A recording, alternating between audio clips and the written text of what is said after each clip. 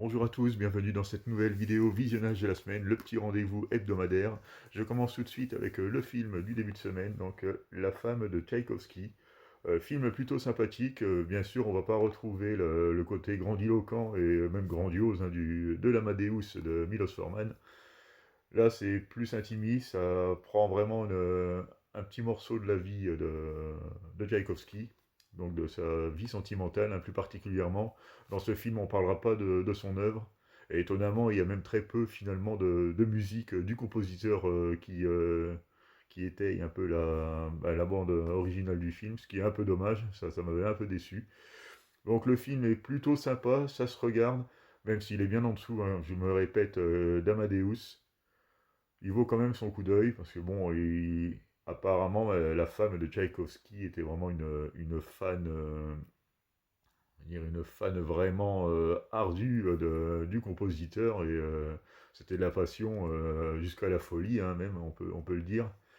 Et par contre, lui, il était plutôt froid et à toutes ses avances, quoi. Mais bon, il finira quand même par l'épouser.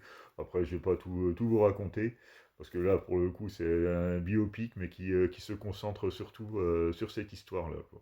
Donc c'est plutôt intéressant à regarder quand même si voilà, j'étais quand même un petit peu déçu de ne pas retrouver un peu plus de ses compositions et tout ça. Puis bon, peut-être même le côté aussi créativité, comment il a composé ses titres, mais là on parle pas du tout de ça, c'est pas du tout le sujet de ce film.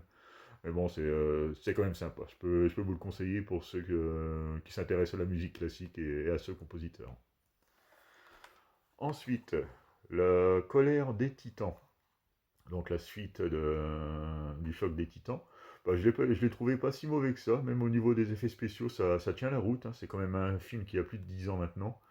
Et franchement, il n'a pas à rougir face aux productions actuelles, hein. Je pense notamment au Marvel et des CGI complètement pourris qu'on peut avoir aujourd'hui. Je trouve que celui-là, même si c'est pas parfait, s'en sort très bien. Le film ne perd pas de temps, on va dire, hein. Il n'y a pas trop de blabla. Et même il est même assez court, hein, pour un film du genre, hein. Il fait même pas 1h40, donc générique inclus, donc c'est quand même relativement court. C'est souvent ce genre d'épopée qui dure 2 heures, 2 heures et demie, et que je trouve personnellement parfois trop long. Et là, pour le coup, ça va droit au but, même parfois un peu trop direct, parce qu'en fait, les scènes s'enchaînent, voilà, plutôt rapidement, et on a parfois un peu l'impression de bâcler. Mais globalement, ça se défend. Ça va, franchement, c'est un film qui a été injustement descendu. Et je trouve que dans le genre, il se défend bien. Bon, après, on va pas le comparer avec les grands classiques, mais c'est plutôt sympa, dans la veine du premier. Ensuite, Elysium. Alors là, on est sur un thème qu'on a vu et revu. Là, on est quand même sur un futur relativement proche, parce que ça se passe en 2154. Bon, c'est dans 129 ans, hein, c'est pas si loin que ça. Et donc, bah, on retrouve en fait la Terre devient surpeuplée et un peu insalubre. Alors du coup, les plus riches, les plus aisés de ce monde, ben, se sont créés leur propre planète artificielle bah, dans l'espace, hein. C'est un genre d'anneau là où bon, ils ont recréé un écosystème pour y vivre et en fait les gueux sont restés sur Terre et bon, c'est un peu la misère, quoi. Et bien sûr, ils ont droit à pas grand-chose, en retard surtout, notamment sur la médecine et ouais, sur l'accès aux soins. Bah, c'est un peu le thème de ce film là où Mark Wahlberg va tout faire pour sauver en fait une gamine qui est malade et qui a besoin de soins bah, qui sont disponibles finalement que dans l'élite, hein. Donc le film est quand même relativement long, je me suis un peu ennuyé, et bon après le thème a été vu et revu, donc là c'est quand même les grosses ficelles, hein. J'ai connu le réalisateur Neil Blomkamp, ouais, c'est ça, beaucoup plus inspiré dans District 9. Bon voilà, ceux qui aiment le genre, je pense qu'ils y trouveront leur compte, mais moi personnellement ça m'a un peu ennuyé, puis un peu rasoir de revoir toujours les mêmes thèmes, les gentils pauvres et les méchants riches, quoi. C'est sans aucune nuance, c'est ce qui me dérange un peu dans ce genre de film, hein, parce que bon, on sait très bien Des cons, il y en a partout, comme des bons, hein, quel que soit le milieu social, quel que soit voilà, son milieu d'origine, hein, etc. Bon, j'ai pas pour faire la morale là-dessus, mais bon, c'est un peu ça, là, ça tranche un peu trop. Oui, bon, les riches, c'est tous des cons, c'est tous des méchants, et les gentils, c'est tous des pauvres. Enfin, les pauvres, c'est tous des gentils voilà, qui aspirent à une vie meilleure. Donc c'est un peu le... Bon, voilà. Ça se regarde, j'ai regardé jusqu'au bout, mais bon, moi, je suis un peu passé à côté tout de même. Ensuite, Faust, encore un Brian Usna, low cost, hein, faut dire ce qui est, c'est quand même pas bon, hein. C'est quand même l'après Society, l'après Reanimator 2 et 3. On sent quand même qu'il est beaucoup moins inspiré et surtout qu'il avait moins de budget. C'est des films qu'il a apparemment tourné avec sa propre boîte de production, donc c'est assez limité. C'est bon, on va dire c'est divertissant parce que c'est le genre de film qui on se demande un peu où il veut nous emmener. Les effets spéciaux sont, on reconnaît parfois les effets qu'on aura retrouvés dans From Beyond ou même Society, hein. C'est un peu grossier, c'est un peu pas grossier dans le sens vulgaire, mais bon, je dirais globalement les effets spéciaux, l'histoire, le scénario, j'ai pas accroché plus que ça. Bon, malheureusement, Yuzna, j'aime bien certains films qu'il a fait, mais bon, apparemment, sa filmographie n'est pas faux folle non plus, hein. Il n'a pas fait énormément de grands films. Je crois qu'on peut les compter sur les doigts d'une main, finalement, les très bons films de ce réalisateur. Mais bon, c'est une petite curiosité que je voulais avoir. Bon, à noter encore que c'est un film FIP, donc qui est uniquement en français, donc sans doublage, enfin sans langue d'origine et sans sous-titres. Et ça, c'est quand même honteux sur un support Blu-ray de voir ce genre de.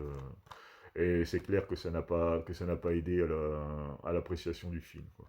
Donc Faust, si vous aimez vraiment, vous êtes fan du réalisateur, pourquoi pas, mais autrement vous pouvez faire largement l'impasse. La grosse déception de la semaine, décidément, Blink Twice. Alors là, on est sur un thème. Bon, c'est Channing Tatum, hein, c'est ça, oui, qui joue le rôle d'une personne qui était apparemment super connue, mais qui s'est laissé un peu dépasser par sa notoriété, et qui a abusé un peu dans tous les domaines, hein, sexe, drogue et rock'n'roll, on va dire. Et il a suivi une thérapie justement pour essayer de se sortir de tout ça. Bon, une thérapie qui se passe dans une île privatisée, privée, hein, on peut le dire. Et de temps en temps, bah voilà, il invite des jeunes filles, enfin des jeunes filles qui pour faire la fête et tout ça. Enfin, je sais pas trop en fait le but et je comprends pas déjà à la base pourquoi les filles se laissent ça aller aussi facilement. Parce que ça sent quand même un petit peu l'arnaque, hein, et bien sûr, ça ne va pas manquer, hein, en fait, bon, je sais pas si je peux vous spoiler, mais bon, non, j'ai rien à vous dire, parce qu'il faut que vous le découvriez quand même. Mais bon, c'est hyper classique. Franchement, je m'attendais à quelque chose de beaucoup plus pointu. Et c'est pareil, ça traite un thème qui est assez hard, on va dire. Et puis, bon, finalement, c'est très sage, quoi. On sent que c'est du calibré tout public. Et bon, même si c'est marqué 16 ans ici, je vois pas ce qu'il y a. En France, c'est 12 ans. Bon, je vois pas ce qu'il y a vraiment de bien violent là-dedans, franchement. Bon, je sais pas si vous connaissez un peu le principe du film, je vais pas trop vous en dire si vous voulez le découvrir, mais moi, franchement, j'ai trouvé ça pas top du tout. Et après, là, on part sur du féminisme, ouais, un peu, c'est du wokisme, on peut dire, hein. J'avais un peu oublié ce terme-là, mais non, là, dans ce film, on est en plein dedans. On repart toujours quasiment en fait les mêmes reproches que j'avais fait à The Substance, quoi. Tous les hommes, c'est des salauds, ils exploitent les femmes et il y en a pas un qui est de bien, quoi. Puis les femmes, ce sont des victimes et donc voilà. Donc, alors que dans ce film, quand même, pour accepter l'invitation qu'il leur propose, il faut quand même être relativement vénal, parce que bon, et il se cache pas que c'est drogue et c'est ça. Enfin, c'est pas très sain quand même ce qu'il propose, hein, dans ce milieu-là. Puis les filles vont les yeux fermés, elles sont toutes contentes, donc un peu vénal quand même, un peu à la recherche du luxe et tout ça. Puis bon, là, bien sûr, ça va pas vraiment tourner comme elle l'espérait. Donc voilà, bon, globalement, film très moyen. C'est une grosse déception, parce que j'en avais entendu du bien, il y en a qui me l'avaient plutôt bien vendu, mais là, pour le coup, moi, c'est pas passé avec moi, quoi. C'est vraiment, vraiment très, très moyen. Et ça, j'aimerais bien avoir votre avis sur celui-là, parce que bon, moi, je suis très difficile, hein, vous commencez à me connaître. Mais bon, voilà, quoi. Celui-là, c'est pas top. Donc, j'ai continué le British Terror, là, un classique, hein, donc c'est une version des les deux visages du Dr Jekyll, donc la fameuse histoire de Dr Jekyll et Mr Hyde. Donc là, l'originalité du propos, c'est que, en fait, le Dr Jekyll, il est grimé, et le Mr Hyde, en fait, c'est un peu le beau gosse, quoi, en fait, mais bon, qui est machiavélique, quoi, et qui va jouer, en fait, de sa beauté pour séduire, et bon, en fait, il se donne aucune limite à sa vie, quoi. En fait, il fait ce qu'il veut, il a aucun complexe, voilà, il rentre dedans, alors que le docteur Jekyll est tout au contraire, renfermé sur lui-même, il n'est pas beau physiquement, puis il n'a pas de succès, ça va mal avec sa femme et tout seul, quoi. Enfin, voilà, quoi, il y a vraiment, sa tranche est vraiment deux opposés. Bon, après, le principe, c'est un peu de nous démontrer que chaque personne a son docteur et Dr Jekyll et a son Mr Hyde, hein. Donc ça montre un peu les mauvais côtés d'une personne, ou les choses qu'on s'interdit, hein, notre libre arbitre nous interdit de faire. Puis bon, le Mr Hyde, lui, ne connaît pas ça, il est sans limite. Et franchement, le film est plutôt bien, ça se suit bien, les acteurs sont bons, on retrouve encore Christopher Lee, hein, qui joue pour le coup un rôle un peu plus léger, hein, c'est un peu un loser, un peu flambeur.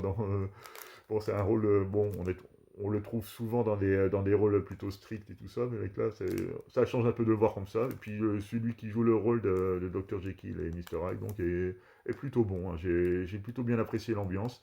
Là, c'est un film de 1960, donc, mais qui est en couleur, hein, un Technicolor. Alors que la semaine dernière, je vous ai proposé un film, je ne sais plus ce que c'était d'ailleurs, et qui était en noir et blanc, alors qu'il était un an plus récent. Donc voilà, hein, c'est selon les moyens et selon les choix du réalisateur. Donc le film est plutôt sympa, bien sûr, faut aimer le genre, hein, c'est les années 60, c'est anglais, hein, ils ont quand même une patte particulière.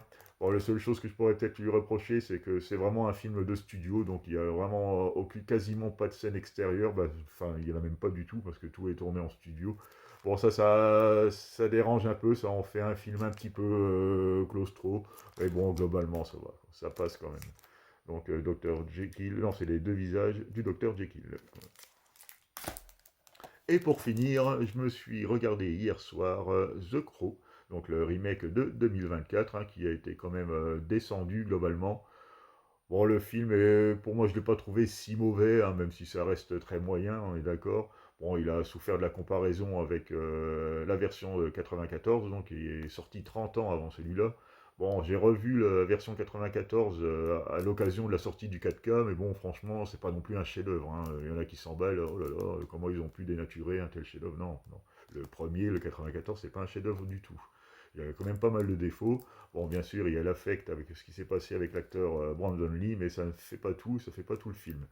Donc là, le traitement est complètement assez différent, les motivations varient un petit peu. Bon, même si on retrouve quand même les grandes lignes, hein, mais c'est pas si mauvais. Bon, c'est une vision différente, quoi. Il aurait été trop fidèle, même à l'original, on lui aurait reproché aussi. Donc là, il a essayé un peu de sortir de la trame traditionnelle, on va dire. Puis bon, il s'en sort pas trop mal. Je l'ai pas trouvé si vilain. Bon, moi, en gros, j'ai trouvé le premier surcoté et l'original surcoté, et celui-là un peu trop sous-coté.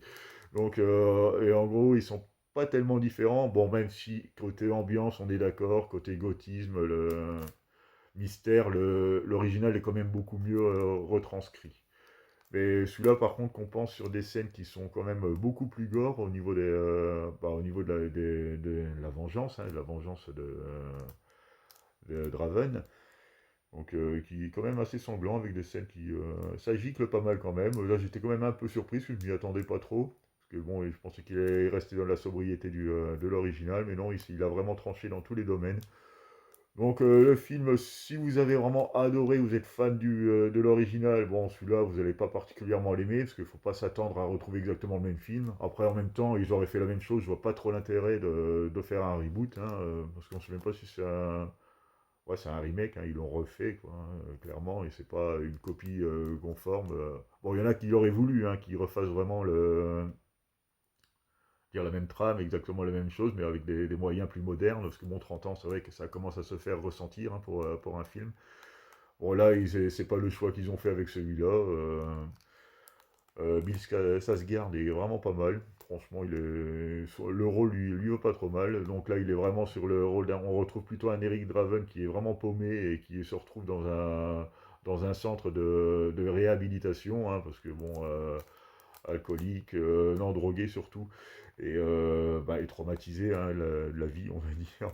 Et c'est là qu'il va rencontrer sa copine et ainsi de suite, quoi. Donc la première heure est quand même assez longue. Après ça se réveille parce que bon, il y a quand même, ils essayent quand même de créer un lien et un affect entre les personnages pour accentuer un peu le côté dramatique, hein, bah, du couple, hein, qui va être déchiré par vous savez quoi, hein, et donc voilà quoi. Globalement, il s'en sort pas trop mal. Je m'attendais vraiment à une purge. Et bon, globalement, on reste sur un film moyen, hein. J'ai pas dit qu'il était excellent, hein, loin de là, mais qui ne méritait quand même pas de se faire descendre à ce point-là, quoi. Donc voilà, c'est à peu près tout ce que j'ai regardé cette semaine. Donc là, je suis à stock zéro, donc je pense que la semaine prochaine, si je fais pas d'achat, si j'ai pas de nouvelles rentrées, je vais attaquer un peu plus de British Terror, hein. Bon, ce sera peut-être moins intéressant pour vous, et la Midnight Collection aussi que je vais continuer. Donc voilà pour la présentation de cette semaine. Je vous souhaite un bon dimanche et vous dis à bientôt pour une nouvelle vidéo.